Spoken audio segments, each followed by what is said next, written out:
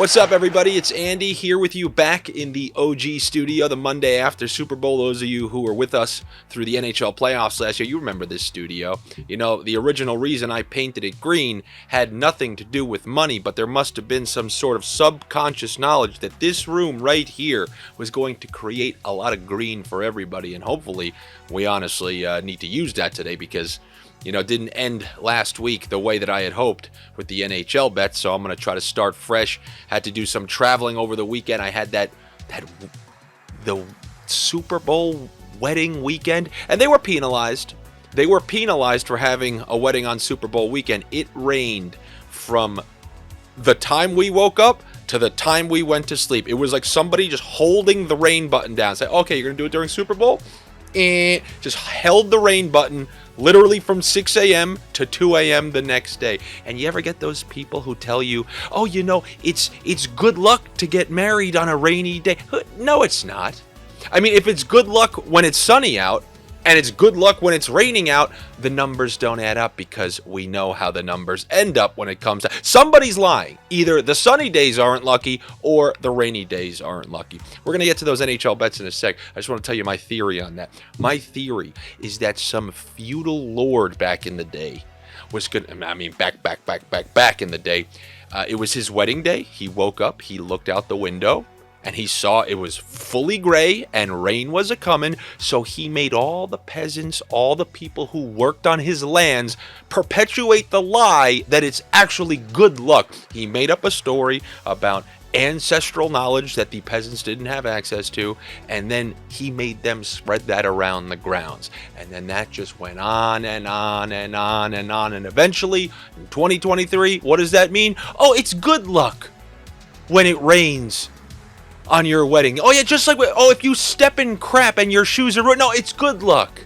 says the guy, of course, who stepped in crap now has to justify having excrement on his shoes. No, somebody's lying, but I'll never do that to you. We're not liars here on this channel. We always give you honest, truthful things like the DraftKings Sportsbook promotion. $5 on anything, $200 in your account. Very simple. You bet $5. You would have bet it on that Super Bowl last night. $200 immediately available in your DraftKings Sportsbook account. Just got to be a new user on the platform, over 21, and obviously located in an area where sports betting is permitted. If you have a problem, that's a sad thing, and you're going to probably want to call 1-800-GAMBLER.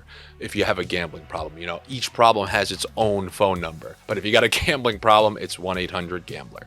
So on this Monday, we got, a decent amount of NHL games. What I'm going to be looking at, and I do want to tell you, I can go off on... You want to do it? You want me to just go off on more? No, I'm not going to do it. So anyway, I'm going to be looking at the Western Conference just in terms of...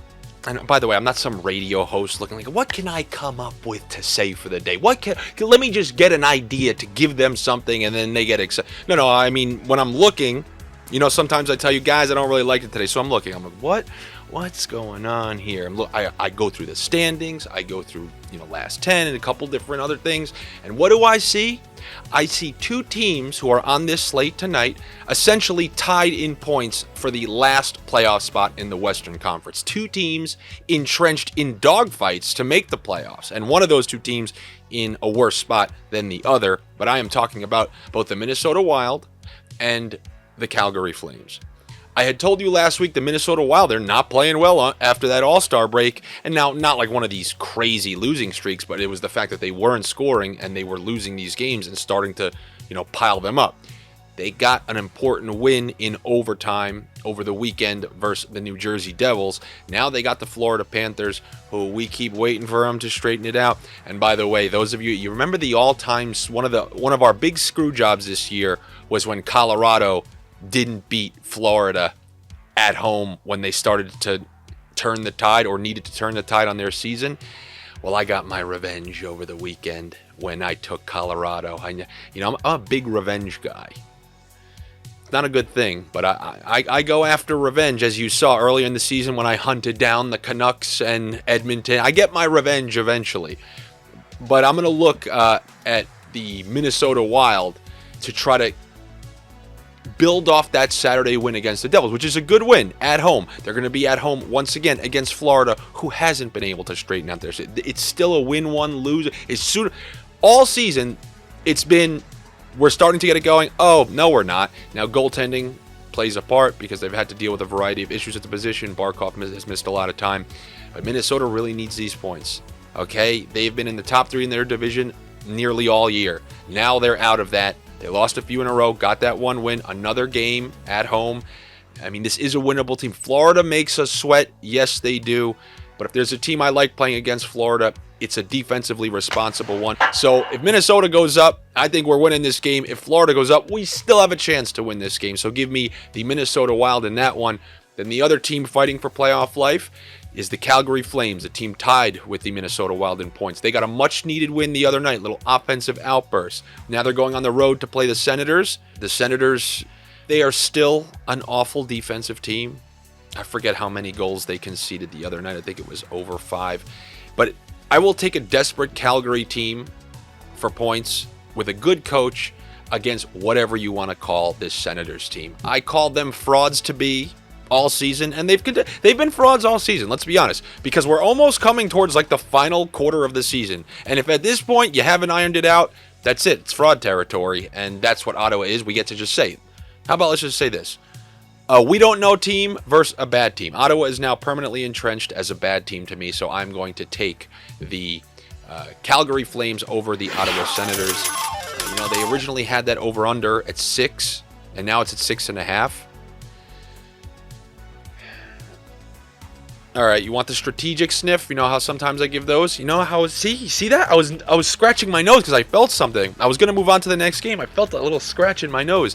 And that was -1.5 for Calgary, over 5.5. Little offensive outburst. Let's hope they continue the offense that they demonstrated last game against a team who we know can concede. So give me -1.5 over 5.5. You're going to have to do that in the same game parlay for the Calgary Flames. And there's another team in the West who's sandwiched right in there. You know, they're in front of Calgary, but they're tied with both, I think, Edmonton and the Kraken. You got 3 teams. I mean, you want to talk about motivation. That's when you're dog fighting for essentially home ice in the first round of the playoffs. Great motivation under a team's belt. My final stamp is in. I don't care that I was impressed by the Sabres in that mini stretch when they went to. I don't care. They're frauds to me for the rest of the year. Maybe they get the last wild card spot. Still frauds to me. That's it. My final verdict is in. I'm not allowed to change it. So if the Sabres end up going on a rip the end of the season, then you get to say, Andy, you're wrong. My final judgment, that's it. I'm mailing it in, and I'm sealing it. Isn't that how they used to prove things in the past? You mail something, you stamp it, then you don't open it, and that's how you proved it was sent on that date. Well, send me a letter. I'm signing. Sabres are garbage for me. I will call them, along with the Senators, a bad team for the rest of the year. I don't care if they're on a 7-game streak. I'm saying, oh yeah, they're going into Buffalo, a bad team. I'm putting Buffalo in my bad team mix. I'm taking the LA Kings coming off an absolute beating of the Pittsburgh Penguins over the weekend. Give me the LA Kings to win that one over the Buffalo Sabres. Now, how about we go back to those 2+, huh? We haven't had some of those in a while. You got Vancouver at home in a quick little rematch against Detroit from the other day. Do you really need a reason on this one? I mean, Vancouver, they is what they always be, and that is a team who concedes and scores even after losing Horvat. I mean, Beauvillier has like 2 goals in 3 games, I think. Give me 2+ on both of them. You can either combine it, obviously, with the Flames, the game that we had talked about earlier. That will get you plus money. Or if you want to do it with the Kings. But that, believe it or not, that's the first one I've ever seen where I combined 2 of these, and they're such heavy favorites to score 2 goals each in both of them that doesn't even give you plus money. So why don't we do the Flames and the Senators, each team's 2+ goal, then choose your favorite between either Buffalo and the Kings or Detroit and Vancouver. For player props, we got old Nashville, who still kind of has outside playoff dreams in their mind. Mediocrity at its finest. Give me some Philly Forsberg. I'll take a point and the overshots on goal for him. And I believe that is what I have for you here on this Monday. I know. I'm sorry that I had to get this video out a little late. I was traveling. The wedding on Super Bowl weekend. And then I'm all groggy after traveling. I got to get reset.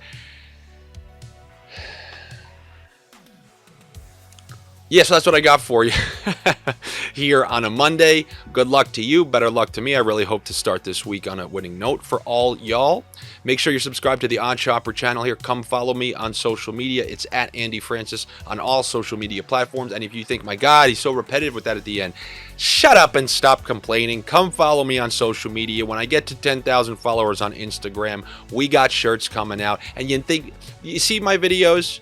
You see the effort I put into them? You think there's not going to be effort put into paraphernalia? You think I'm not going to get a test of the shirt? You think I want you guys wearing shirts that one wash and it's 2 sizes smaller? Another thing, by the way, remember when those people used to shoot shirts into the crowd? I don't know what this motion is, but when they used to shoot those bazookas, I never understood people like lounging for these $2 shirts that shrink 5 sizes and they're spilling beers on their $400 coat, all to get a $3 shirt. Bad logic upstairs. Logic that we refuse to use here on this Sniffing OddsShopper channel. All right, everybody, I'll be back with you tomorrow. I will talk to you then. Take it easy.